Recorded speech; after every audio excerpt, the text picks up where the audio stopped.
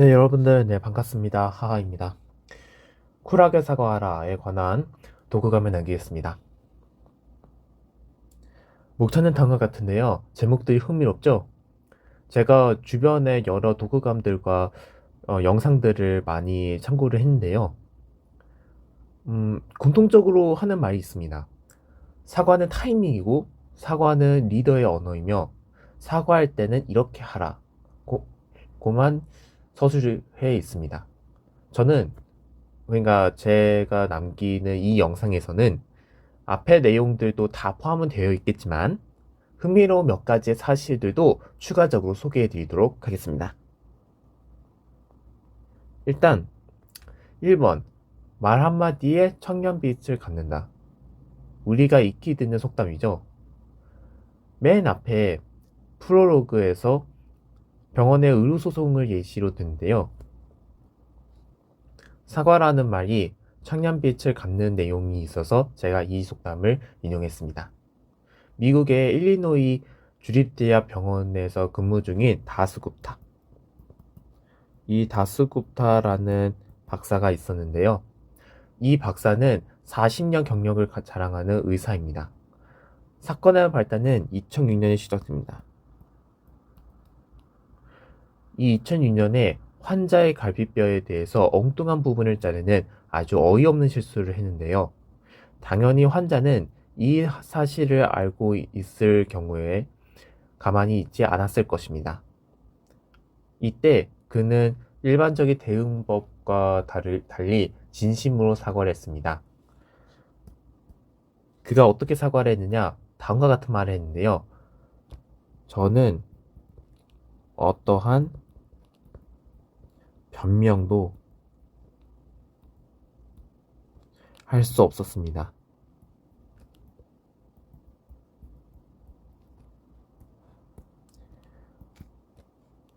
라면서 마지막으로 환자에게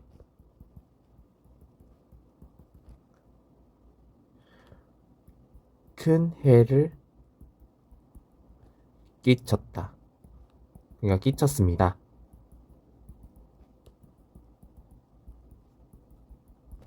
라고 말하였습니다. 이 마음이 통했는지 피해 환자는 의사를 고소하지 않았습니다. 물론 배상금은 지급을 했겠죠. 하지만 수억 원 규모의 피해를 단돈 몇 천만 원에 합의했다는 것은 아주 엄청난 일일 겁니다. 이 굽타 박사 외에도 많은 의사들도 사과라는 말에 청년빛을 갖고 있습니다. 일리노이 주립대학 병원 외에도 하버드, 스탠퍼드, 미시간, 버지니아 등의 병원에서는 의료사고 발생 시 자신들의 잘못을 투명하게 공개하고 환자와 가족에게 진심으로 사과하는 진실 말하기 프로그램이 운영됩니다. 진실 말하기 프로그램.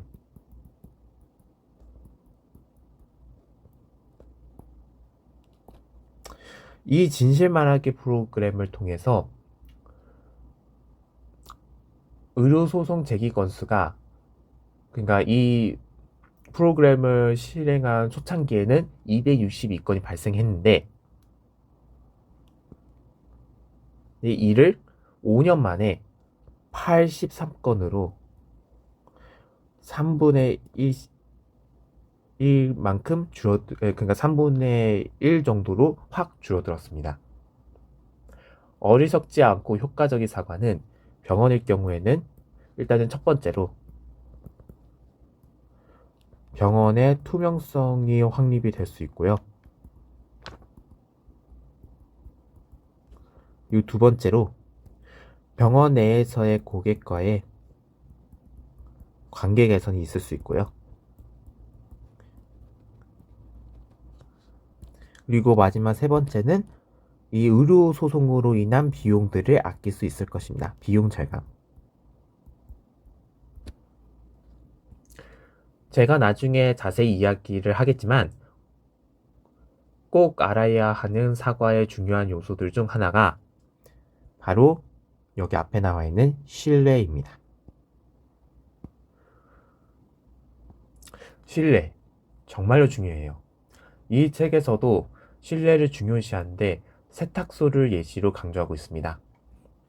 그러니까 제가 사연을 한 가지를 말해드리자면 이것도 의료소송과 더불어서 프롤로그에 나와 있는 말입니다. 그러니까 어떤 사람이 있었어요. 어떤 사람이 있었는데 그 사람이 평소에 즐겨 입던 셔츠를 세탁소에게 드라이 클리닝을 맡겼어요. 그런데 며칠이 지나도록 셔츠가 안 왔다는 거예요. 셔츠가 안 왔으니까 일단은 세탁소에 연락을 했겠죠? 세탁소에 연락을 했더니 아주 당황해하면서 약간의 문제가 있다면서 내일 안으로 갖다 드리겠대요. 그래서 그 사람은 별로 대수롭지 않게 생각했대요. 그런데 아, 다음 날이 되고 세탁소 주인이 직접 셔츠를 들고 찾아왔지만 아주 조심스러워하면서 다음과 같이 이야기를 했대요. 드라이 클리닝에서 문제가 발생했습니다. 그래서 셔츠가 엉망이 되었습니다. 네. 셔츠가 손상이 되어가지고 똑같은 셔츠를 구매해서 가져다 드렸대요. 그래서 손님께서 마음에 안 드시면 현금으로 보상받으셔도 좋습니다. 정리를 하자면 드라이 클리닝을 하는데 문제가 발생했어요. 그러고 나서 그러니까 문제가 발생을 했으니까 셔츠가 손상이 되었겠죠. 그래서 셔츠를 입을 수 없는 지경이 이르렀대요. 그래서 그 세탁소 주인이 직접 셔츠를 그러니까 똑같은 모델의 셔츠를 구매를 했대요. 근데 셔츠를 구매를 했는데 이 구매한 셔츠가 마음에 안 들 수 있잖아요. 마음에 안 들면은 그냥 현금으로 보상해 주겠대요. 오, 이런 데가 있으면은 저 같아도 약간 믿음 갈 것 같은데 여러분은 안 그러신가요? 그래서 셔츠의 주인은 뭐라고 했을까요? 일단은 뭐 셔츠의 주인도 저랑 같은 마음으로 약간 일단은 서비스 정신에 마음에 들었겠죠. 오, 좀 좋은데? 그런데 계속 평상시에 계속 입던 셔츠가 없어지니까 좀 화는 좀 나겠죠. 저 같아도 그럴 것 같아요. 화는 났지만 그 세탁소의 서비스 정신에 아주 감동을 했대요. 그러니까 책에서 말한 겁니다. 서비스 정신에 감동을 해가지고 결국에는 결과적으로 구매한 옷은 환불을 했대요. 그러니까 그 셔츠가 좀 마음에 안 들었나 봐요. 새로 구매한 셔츠가. 그래서 환불을 하면서도 구입가의 절반만을 셔츠 주인한테 달렸고, 그러니까 세탁소 주인이 셔츠 주인한테 그냥 그 구입가의 절반만을 달라고 한 거죠. 서비스 정신뿐만 아니라 진심 어린 사과로 아주 깊은 신뢰를 얻었다고 하면서 앞으로는 그 세탁소에만 이용하게 되었다고 합니다. 그러니까 이 세탁소 사연을 보면 알 수 있듯이 이 사과로 신뢰를 보여줄 수 있어요. 저는 이 부분이 인상 깊었거든요. 사과로 신뢰를 보여준대요. 근데 사과는 솔직히 잘못을 인정을 하고 그리고 그거에 관해서 미안하다는 그 유감의 표현이 나타나는 거잖아요. 근데 이거를 신뢰랑 연관을 지으려고 하니까 좀 새로웠어요. 네, 그렇다고요. 그리고 심지어 나중에 그 서비스 정신에 감동을 하면서 앞으로 그 세탁소에만 이용하게 되었다고 하니까 이를 통해서 이 효과적인 사과는 비용 절감을 넘어서 단골 고객으로 만들면서 돈을 버는 효과가 나타난 거죠. 결국에는 이 사과로 신뢰도 보여주고 수익도 나는 이 일석이조의 효과가 나타난다는 것이죠.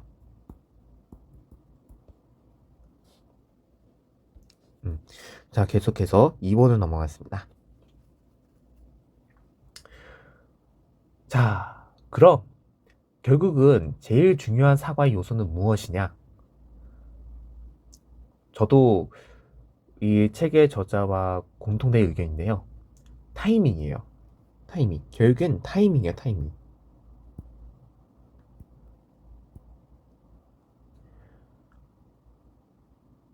상황에 따라 빠르게 사과해야 할 수도 있고, 늦게 사과해야 할 수도 있습니다. 좀 많이 어렵죠. 저도 그래요. 그래서 그렇게 써져 있어요. 적당한 타이밍에 사과하는 것이 가장 효과적이다. 그러니까 그놈의 적당히. 수학책에서 나오잖아요. 저도 예전에 고등학교 때 보면은 함수의 극한 단원이란 게 있거든요. 그러니까 수학2에. 거기에서 보면은 결국에는 이 함수의 극한을 식으로 어떻게 극한값을 계산을 하냐? 식을 잘 적당히 변형을 하면 된대요. 그래서 발산하는 거를 수렴하는 걸 바꿔가지고 그래서 잘 극한값을 계산해 보래요. 그럼 처음 하는 사람은 아니 그러면 도대체 식 변형을 도대체 어떻게 적당히 하라는 건가? 라는 의문이 들거든요. 딱 그 느낌이 여기 쿨하게 사과하자에서도 느꼈어요. 그 막연함을 제가 완전히 풀 수는 없겠지만 한번 최대한 좀 이해하기 쉽도록 얘기해 드릴게요. 자, 좀 자세히 좀 알아보도록 하시죠. 일단은 제일 먼저 확인해 봐야죠. 내가 무엇을 잘못했는가. 그리고 또 그러니까 무엇을 잘못했는가이기도 전에 내가 잘못한 게 있을까? 그 사건에 관해서. 왜냐면 괜히 먼저 사과를 했다가 네 잘못도 아닌데 왜 사과를 하니? 라면서 약간 진심 어린 사과로 들리지가 않을 수 있죠.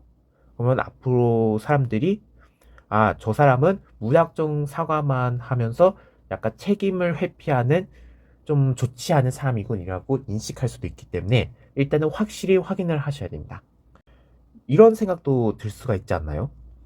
확인을 하는 과정이 너무 길어요. 뭐 하루 이틀일 수도 있지만 일주일 지날 수도 있잖아요. 그러면 그때쯤이면 사람들은 저 사람은 잘못했으면서 왜 사과를 안 할까라는 의구심이 들 수 있잖아요. 그러니까 음, 좀 확인 과정이 좀 많이 늦을 경우에는 유감의 표현을 나타낼 수 있습니다. 뭐 간단한 예시를 들면은 예를 들어서 그 사건에 관해서 이렇게 말하는 거죠. 이 사건이 발생해서 참 안타깝고 유감입니다. 조속한 사건 조사로 추후에 입장을 밝히겠습니다. 이런 식으로요. 그러니까 이런 식으로 약간 유감의 표현을 나타내면서 추후에 밝히겠다라고 좀 미루시면 됩니다. 자, 그러면 이제는 상황별로 한번 얘기해 드릴게요. 상사를 넘기면 사소한 거는 즉시 사과합시다. 그러면 사소한 것과 중대한 거는 어떻게 나뉩니까? 이거는 좀 상황에 지금 그러니까 이게 상황이 좀 빨리 사과해야 될 때도 있고 아니면 좀 늦게 사과해야 될 때도 있는데요. 사소한 거라면 이게 사례로만 얘기할 수 있는데 예를 들어서 이런 거예요. 그 지하철에서 발을 밟을 때 지하철 좀 북적북적거리잖아요. 이 지하철에서 상대방의 발을 밟았어요. 그러니까 상대방의 발을 자신의 발로 밟으면은 아프겠죠? 그러면은 상대방이 하면서 좀 고통의 몸부림을 칠 거예요. 근데 이거는 딱 봐도 좀 자기가 잘못한 게 보이잖아요. 그럴 때는 그냥 죄송합니다라고 그냥 말해주면 돼요. 그러면은 웬만하면은 상대방들도 그런 것들을 다 이해해 줄 거예요. 왜냐면 실수니까. 그렇잖아요. 지하철 북적북적거리는 지하철에서 발을 밟는 거는 잘못한 건 맞죠, 자기가. 그래도 고의가 아닌 실수였으니까. 저도 예전에 한번 발을 밟은 적이 있었는데 그때 정말로 죄송합니다라고 말했더니 그분이 그 40대 중반의 아주머니셨어요. 그래서 제가 죄송하다고 얘기했더니 괜찮다고 학생 괜찮다고 라면서 따뜻하게 저한테 말해줬던 기억이 납니다. 이런 식으로 죄송하다는 유감의 표현만 말도 괜찮은데요. 그러면 만약에 중대한 문제는 어떻게 될까? 또 중대한 문제일 뿐만 아니라 좀 잘못을 저지른 시점과 잘못을 깨달은 시점이 길다면 뭐 적게는 일주일 수도 있고, 길게는 그 일본이나 독일의 그 전쟁과 관련한 사과 있잖아요. 그런 식으로 좀 7, 80년 오랫동안, 오랜 그 긴 시간 동안이면 좀 감정의 골이 깊어지겠죠. 그럴 때는 어떻게 하느냐? 좀 기회를 줘야 됩니다. 무슨 기회냐? 상대방의 감정을 표현할 수 있는 기회예요. 상대방의 감정과 의견을 표현할 수 있는 기회. 이 기회를 만들어서 그 자리에서 경청을 해야 돼요. 경청을 하는 자세를 가져야죠. 뭐 자세를 똑바로, 그러니까 의자랑 착 붙여가지고 상대방의 눈이나 얼굴을 보면서 자기가 듣고 있다는 것을 좀 많이 표현을 하면은 그나마 상대방이, 아, 저 사람은 내 의견을 잘 들어주고 있구나 라는 인상을 좀 줄 수가 있겠죠. 그러니까 결국에는 중대한 문제면은 오히려 기다려야 됩니다. 상대방의 감정들을 표현할 기회를 줘야 되기 때문입니다. 물론 개인적인 경우에는 그냥 직접 만나서 카페 같은 곳에서 이야기를 나누면서 뭐 어찌저찌 할 수는 있겠지만, 그러니까 공감을 하면서 또 마지막에는 제대로 된 사과를 할 수는 있겠지만, 하지만 대중을 향하는 경우는, 그러니까 좀 정치에서 말하는 것과 같이 좀 대규모에서라면, 그런 그 개인적인 경우의 식으로 직접 만나가지고 공감은 못 해주더라도 최소한 사과하기 전에 서두에 미리 여러분의 마음을 알고 있다는 식으로 공감을 먼저 해야 됩니다. 예를 들어서 무슨 어떤 피자 업체가 위생 관리를 잘 못했어요. 그래서 그 그러니까 뉴스를 통해서 알게 되겠죠? 그 뉴스에서 무슨 뭐 식중독균을 뭐 식중독을 일으키는 땡땡땡 피자 업체의 실체, 뭐 이런 식으로요. 그러면은 거기에 대해서 또 댓글을 쓰겠죠. 뭐 땡땡땡 피자, 뭐 이 썩을 나쁜 놈, 뭐 이 시기야, 뭐 하면서 막 엄청난 욕을 한 바가지를 하겠죠. 그 한 바가지에 대해서 미리 말하는 거예요. 그러니까 뭐 사과하기에 앞서서 많은 사람들이 분노해하고 있다. 뭐 그런 것도 적절하지 않다. 뭐 이런 식이죠. 많은 사람들이 어, 이 사건에 대해서 매우 엄중하게 보고 있다고 생각합니다. 느낍니다. 저도 뭐 네이버 뉴스에서 심지어 어떤 댓글에서는 땡땡땡 피자 업체는 뭐 얼른 당장 폐업을 해야 됩니다. 뭐 이런 식으로 극단적인 말하는 사람 있지만 저도 그거에 관해서 공감합니다. 뭐 이런 식으로요. 뭐 어쨌거나 에센스는 이해가 가시죠? 결국에는 상대방의 감정을 공감할 수 있는 기회를 줘야 됩니다. 상대방의 감정을 표출할 수 있는 기회를 줘야 된다는 것입니다. 그게 핵심이에요. 자, 그렇다면 사과에서 표현돼야 할 표현은, 꼭 포함되어야 하는 표현은 무엇일까? 다음과 같습니다. 유감, 책임, 보상, 인정과 사과, 해명, 대책. 이러한 요소들 들어가야 되는데 결국에는 일단은 미안하다고 유감을 보내야겠죠. 그리고 이거는 내 잘못이 맞다는 잘못을 인정하는 것도 필요하겠죠.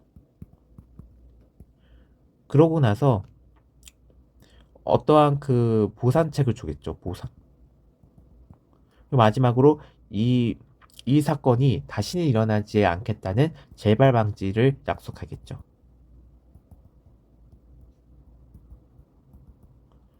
이 네 가지가 핵심 요소입니다. 그러니까 이것들이 다 들어가면 좋은데 이 네 가지는 꼭 들어가야 된다는 것이죠. 유감, 잘못 인정, 보상, 재발 방지 약속. 그러면 간단하게 예시를 하나 드리겠습니다. 지난번 전화로 정보를 알려주기로 해놓고 잊어버린 거 정말 미안해. 내가 잘못했다는 것을 잘 알고 있어. 앞으로는 이런 일이 일어나지 않도록 주의할게.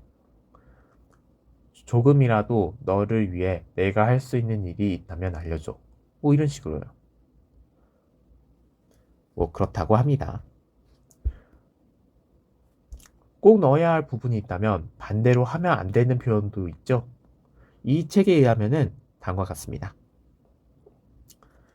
세 가지를 소개하는데요. 일단은 역접의 표현을 하면 안 됩니다. 역접의 표현은 뭐 예를 들어서 하지만, 그러나, 그런데 등 있겠죠.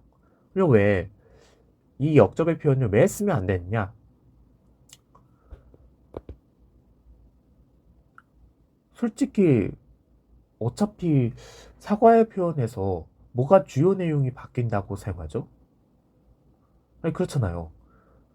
사과한다는 것은 결국에는 잘못을 인정하고 그거에 관해서 유감의 표현을 나타내는 건데, 결국에는 자기가 잘못을 했다는 게 맞고, 그래서 참 안타깝게 생각하고, 그래서 앞으로는 이런 일이 발생하지 않도록 이렇게 뭐 하겠다라는 건데, 주제가 하나죠. 근데 역접이라는 것은 이 역접의 표현을 쓰는 순간 이후부터는 이 이전의 주장과는 다른 주장을 펼치겠다라고 내포를 하고 있잖아요. 그러니까 이 사과할 때에 사용하기에는 매우 부적절한 거죠. 그러니까 하면 안 되는 표현입니다. 참고로 미안하다고 하면은 지나친 의견을 넣지 말고 그냥 내가 잘못했으니 미안하다고 전달하고 그냥 끝내버리세요. 그게 깔끔합니다. 두 번째로는 만약에 뭐뭐뭐뭐라면 사과할게 라는 거요. 이거는 이른바 조건부 사과라고 하죠. 조건부 사과. 조건부 사과. 이 조건부 사과는 상대방에게 마치 속이 좁아서 뭐 별 문제도 아닌데 기분이 좀 상해한다 라는 뉘앙스를 풍기고, 피해자가 가해자 의도를 모르는 등 교묘하게 오히려 책임을 피해자에게로 돌리는 나쁜 사과입니다. 하면 안 돼요. 네. 마지막으로는 좀 실수가 있었습니다 등의 수동태 사과입니다. 수동태 사과. 그러니까 수동태 형식의 표현을 쓰면 안 되겠죠. 이 사과할 때 있어서는. 이거는 왜냐하면 사과의 주체를 애매하게 만들기 때문입니다. 자, 잘 들으세요. 두 문장을 줄 겁니다. 내가 일했던 행정부에 의해서 실수가 있을 가능성이 있다와, 그러니까 있다와, 내가 일했던 행정부가 어떠어떠한 부분에서 잘못했다. 이 둘 중에서 어느 것이 더 명확합니까? 후자죠? 당연히 느끼실 겁니다. 그래서 수동태 사과는 하시면 안 됩니다. 자, 마지막으로 이 책의 특징에 관해서 알아보겠습니다. 이 책은 마지막 부분에 실전 예제가 있는데요. 그 실전 예제를 통해서 많은 사과 표현을 할 연습을 할 수 있도록 하였습니다. 그 외에는 뭐 다음과 같습니다. 이 책 같은 경우에는 뭐 맨 뒤에 참고 문헌을 보기 편하게 게재해서 뭐 1번 뭐 어쩌고 저쩌고, 2번 뭐 어쩌고 저쩌고, 3번 어쩌고 저쩌고. 그래서 출처를, 그러니까 중간에 뭐 여러 실험들이 나왔거든요. 여러 실험과 뭐 통계가 뭐 어디에서 나타났으면 뭐 이런 게 보기 편하게 게재되어 있어서 정말 좋더라고요.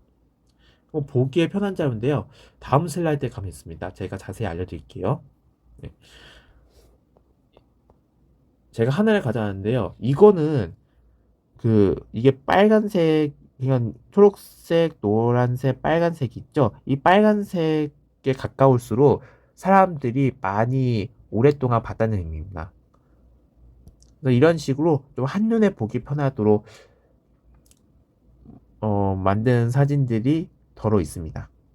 그래서 정말로 보기 편하게 파악을 할 수 있었더라고요. 자, 그러면 정말로 긴 얘기를 들어주셔서 감사합니다. 끝!